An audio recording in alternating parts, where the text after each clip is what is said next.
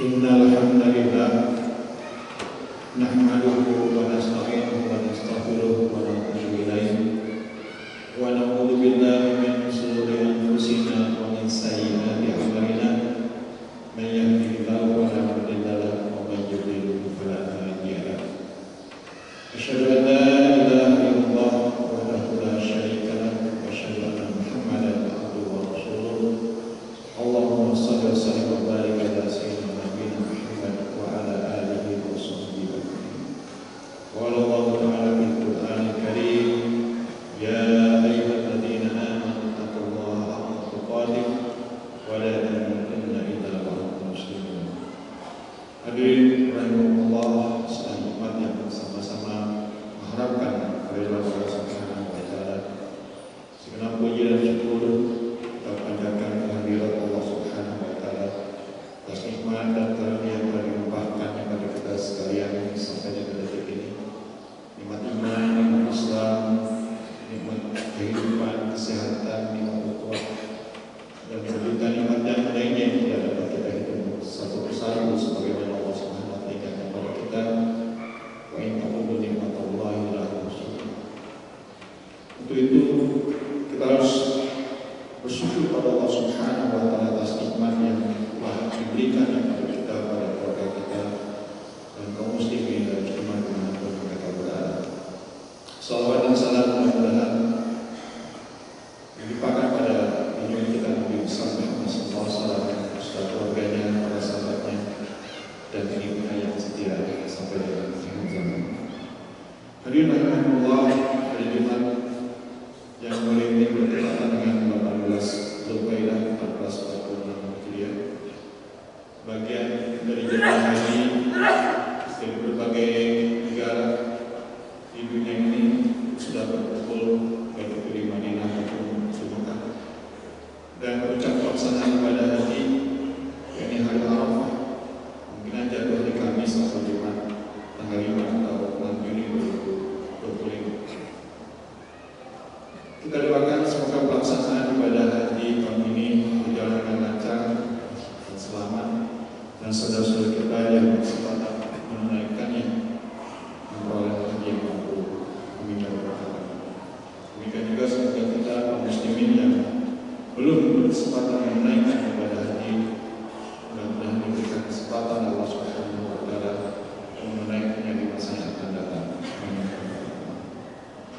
Hadirin rahimakumullah, ibadah haji adalah merupakan kelanjutan atau kontinuitas dari perintah Allah Subhanahu wa taala pada Nabi Allah Ibrahim AS yang membangun kembali Ka'bah bersama dengan putranya Nabi Ismail AS. Ritual ibadah haji yang dilakukan oleh umat Islam merupakan legacy, merupakan warisan dari Nabi Ibrahim AS, karena sebagian besar rukun dan kegiatan dalam ibadah haji kita tahu berakar dari peristiwa-peristiwa penting dalam kehidupan beliau dan keluarganya.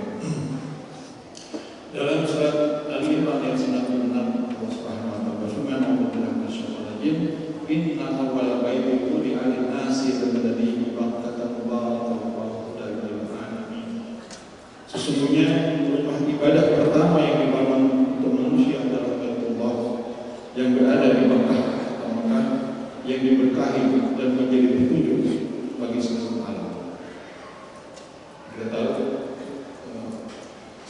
Mekah atau di mana di situ ada Ka'bah dan merupakan rumah ibadah yang pertama kali didirikan untuk menyembah Allah Subhanahu wa taala.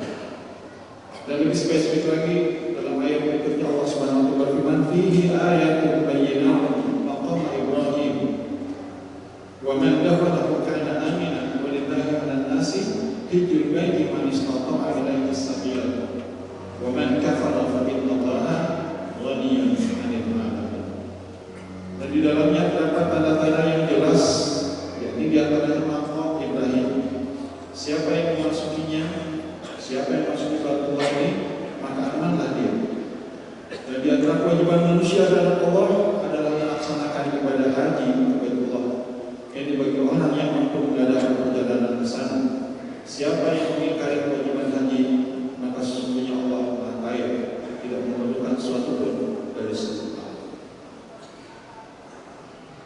Dan kemudian Allah Subhanahu wa taala meminta kepada Nabi Allah Ibrahim alaihissalam untuk menyeru manusia untuk melaksanakan ibadah haji ini.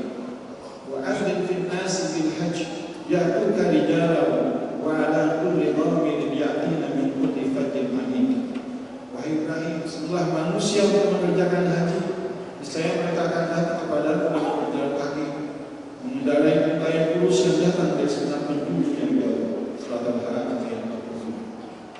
Ini menggambarkan bagaimana zaman dahulu orang melaksanakan ibadah haji dengan menggunakan jalan kaki, terutama, dan kemudian juga ketika mereka memiliki hewan tunggangan, mereka dapat menggunakannya. Hewan tunggangan tertentu itu sudah berlangsung selama berabad-abad.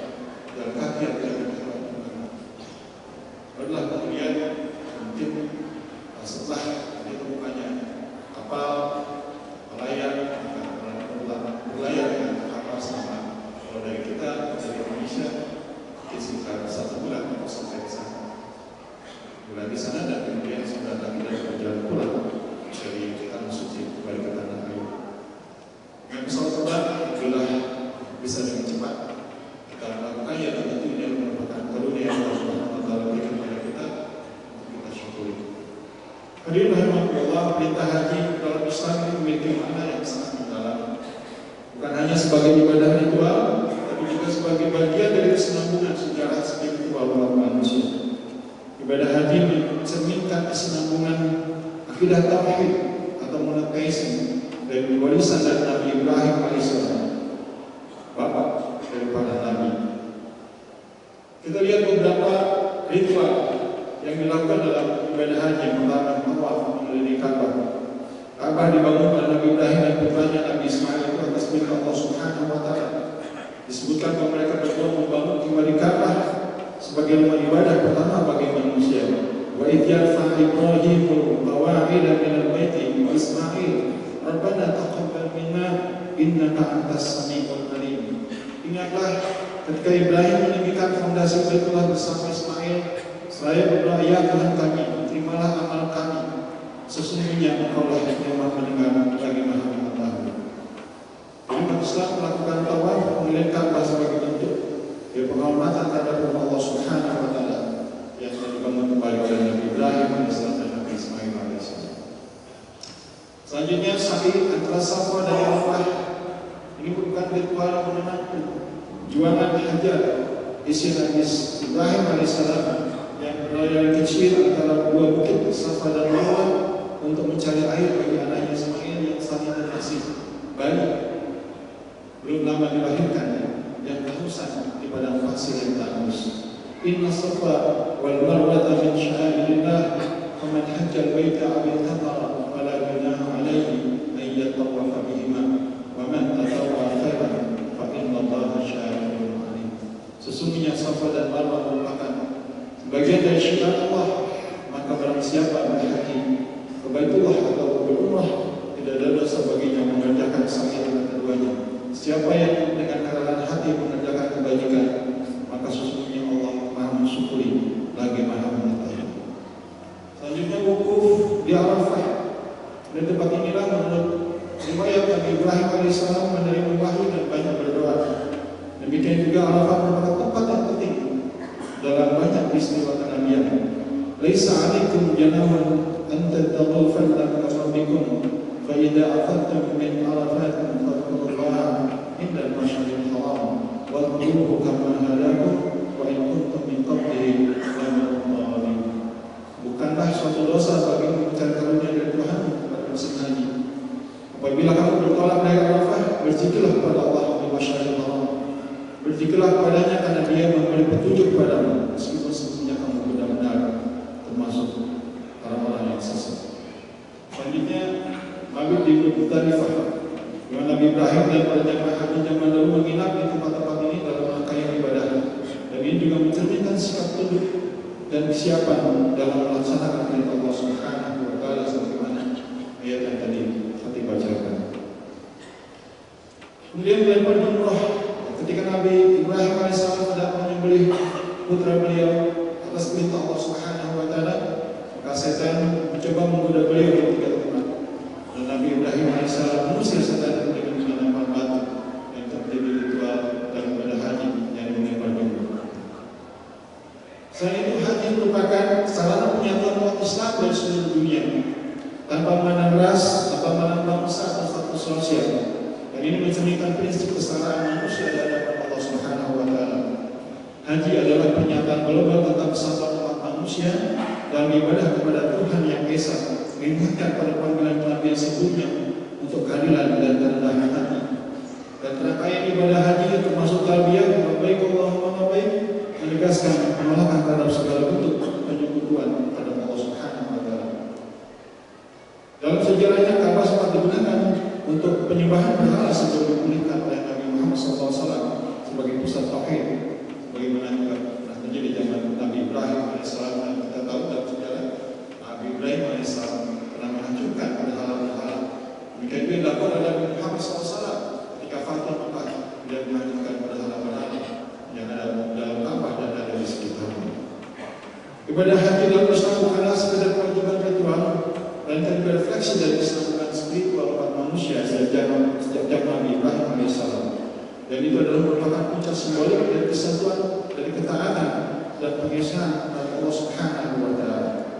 Dan haji menggambarkan bahwa Islam bukanlah agama yang sendiri, tapi membangun dan menyempurnakan warisan kenabian yang sebelumnya. Hadirin rahimahumullah, mudah-mudahan dengan kita melaksanakan ibadah haji, bagi yang telah melaksanakan, mudah-mudahan semuanya diterima dari haji mabrur dan dari kita sebagai orang yang bertakwa. Demikian juga mudah-mudahan semua yang belum melaksanakannya dapat diberikan kesempatan Subhanahu wa Ta'ala untuk melaksanakan ibadah haji. Allah memalaikatkan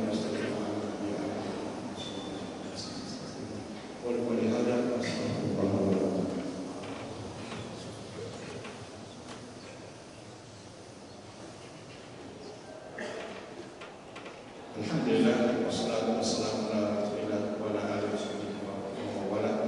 Asyhadu an la ilaha illallah wa syarika lah wa asyhadu anna Muhammadan abduhu wa rasuluhu la nabiyya ba'dahu. Alhamdulillah, kita tahu semuanya semua kewajiban dalam pelaksanaan ibadah kita semata-mata tujuan supaya meningkatkan ketakwaan kita kepada Allah Subhanahu wa Ta'ala.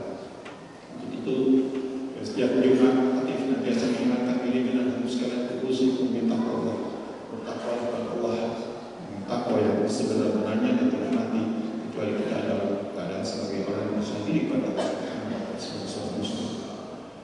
Ketika Nabi Ibrahim dan Nabi Ismail alaihissalam telah membangun kembali Ka'bah, mereka berdoa, Rabbana waj'alna muslimaini laka wa min dzurriyyatina ummatan muslimatan wa arina manasikana wa tub 'alaina innaka antat tawwabur rahim.